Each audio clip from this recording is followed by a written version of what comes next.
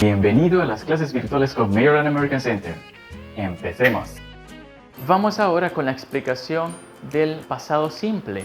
Aunque el verbo to be en pasado también se le llama pasado simple, porque pasado continuo fuese si yo usase un verbo con el ing. Aquí hay un ejemplo, esto sí es pasado continuo, pero esto es pasado simple. Esto es pasado simple, aunque aquí está el ing, no está haciendo la función de presente continuo o pasado continuo. Más adelante veremos esto en el Top Notch 2. Vamos entonces con el pasado simple, que es con el uso del auxiliar did. Recuerda que la palabra auxiliar significa que ayuda al principal. Cuando hablamos de un médico auxiliar es porque hay un médico principal, entonces el auxiliar ayuda al principal. Entonces en este caso el did no es un verbo independiente. Él va a ayudar al verbo principal a convertirlo en pregunta, en negación y respuesta corta. Vamos a aprendernos estos dos pasos para el pasado simple. No se te olvide, usa el did para preguntas, para negaciones y para respuestas cortas. Entonces, ¿cuándo es que no vas a usar el did?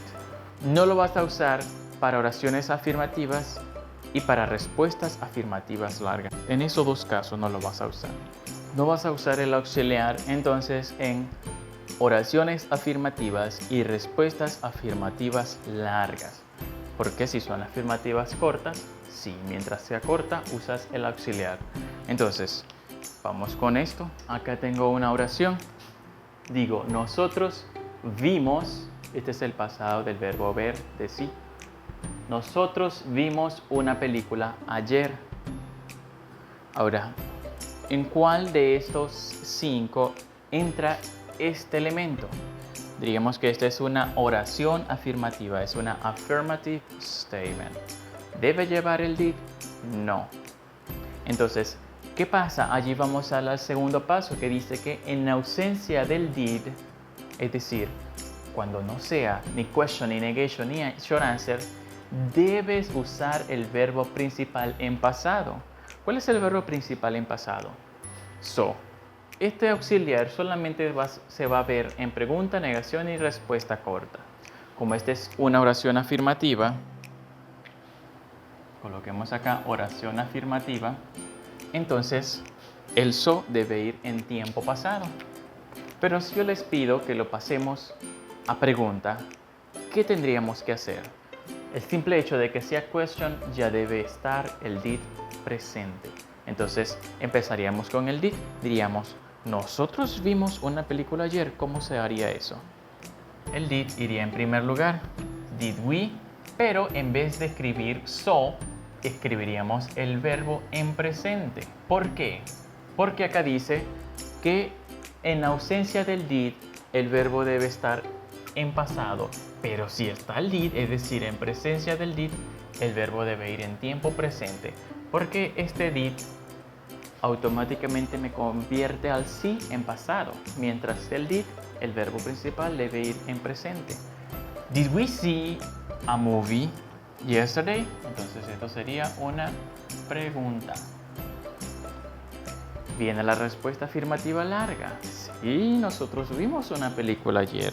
Sería entonces algo así como yes, we saw a movie yesterday. ¿Por qué so? Porque es una long affirmative answer. No es ninguna de estas tres, por lo tanto no hay que usar el auxiliar. Si no se usa el auxiliar, entonces el verbo debe ir en pasado. Yes, we saw a movie yesterday. Y se te ocurre decir yes, we did see. Aunque eso existía en el inglés antiguo o literario, ya no es común hoy. No, we sería la manera negativa larga. Y entonces ahí es donde vamos a usar el auxiliar. Porque dice que para negaciones debemos usarlo. No, nosotros no. El simple hecho de que esté el auxiliar, usamos el verbo entonces en presente. No, we didn't see a movie. Ahora, ¿cómo sería en respuesta corta? Lo más fácil. Simplemente decimos yes, we did o no, we didn't. Así se pronuncia. Algunos dicen didn't, otros lo hacen nasal didn't. Ambas están correctas. Entonces, ya saben, el auxiliar solo se usa en 3 casos. Preguntas, negaciones y las 2 respuestas cortas. Cuando no se usa el auxiliar, solo en dos casos. En oración afirmativa y en respuesta afirmativa larga. We saw a movie yesterday. Yes, we saw a movie yesterday. Y se usa el auxiliar en estos tres casos. Preguntas, negaciones y respuesta corta. Estas son las yes-no questions.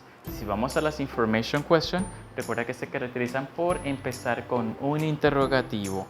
En vez de iniciar con el auxiliar, voy a empezar con un qué, cuál, cómo, cuándo, dónde, por qué. Podría decir, ¿cuándo hiciste el examen? En inglés se diría, ¿cuándo tomaste? Hagámoslo en español primero. ¿Cuándo tomaste el examen? Te voy a dar una clave para hacer information question. Hay reglas para los elementos. Primero debe ir el yes no question, cual sea la palabra. Luego debe ir el auxiliar. Esto también funciona cuando usamos el verbo to be. En caso de que no se use el did o el do o el does, puede ser el verbo to be. Luego el sujeto, luego el verbo y por último complemento si lo hay. Esta es la fórmula para hacer una information question. Si te la aprendes, no te vas a enredar. Entonces, si yo quiero traducir ¿cuándo tomaste el examen? No voy a decir en inglés when you took the exam. No. Lo correcto es que sigas este patrón. Primero debe ir el interrogativo, que es when. Luego debe ir el auxiliar. Si hablamos en pasado, ¿qué auxiliar usaríamos? El did. Luego debe ir el sujeto. ¿A quién va dirigida la pregunta si decimos ¿cuándo tomaste? El sujeto es tú. ¿Cuándo tomaste tú? When did you? Este es el sujeto. Luego viene el verbo que es tomar, se dice take, lo usamos en presente porque ya aquí está el did, convirtiéndolo al pasado. Entonces sería when did you take the exam? Este es el complemento. Nota, interrogativo, auxiliar, sujeto, verbo, complemento. When did you take the exam? When did you take the exam? Entonces ahí tú podrías responder, lo tomé ayer. La respuesta sería así, I took it. Lo cambias al pasado de una vez. ¿Por qué? Porque no estás usando el auxiliar. ¿Por qué no estás usando el auxiliar? Porque no es pregunta, no es negación ni respuesta corta. Es una oración afirmativa, larga. I took it, lo tomé ayer. I took it yesterday. Aquí del presente cambia al pasado. Ok, vamos ahora con los verbos regulares e irregulares. Los verbos regulares se caracterizan por tener un patrón fijo, es decir, un patrón regular de formar el pasado. ¿Cuál es ese patrón? Agregando la D si el verbo termina en E, si no termina en E le agregas la E y la D. Entonces, ejemplo este que termina en E, el pasado sería lived, lived, así se pronuncia. Este work no termina en E, entonces le agrega la ED, se pronuncia worked. Luego vemos por qué en algunos casos se pronuncia la ED como una D y en otros casos la ED como una D. Ya lo veremos en la lección 2. Y los verbos irregulares no tienen patrón regular, cambian completamente. Go cambia a went, do cambia a did, run, que es correr, cambia a ran en pasado, y el cut, este pertenece a un grupo de verbos especiales que no cambian, nunca cambian. Entre ellos está cut, que es cortar, put, poner o colocar, hit, golpear, entre otros. Hay uno importante antes que se me olvide, que es el verbo leer. En presente se escribe igual que en pasado, a diferencia de que en presente se pronuncia read y en pasado se pronuncia red, como el color rojo. Si yo te voy a preguntar, ¿leíste el periódico? Como voy a usar el auxiliar did, entonces el read debe ir en presente. Did you read the newspaper? Pero tú en la respuesta me dirías, sí, lo leí. Yes, I read it, porque es pasado. Y si fuese negativo, como vas a usar el auxiliar, entonces lo dirías con I. No, I didn't read it. Porque recuerda que en ausencia del did, el verbo se pronuncia read, pero en presencia del did, entonces el verbo se pronuncia read. Espero que esto te sirva. Nos vemos hasta la próxima.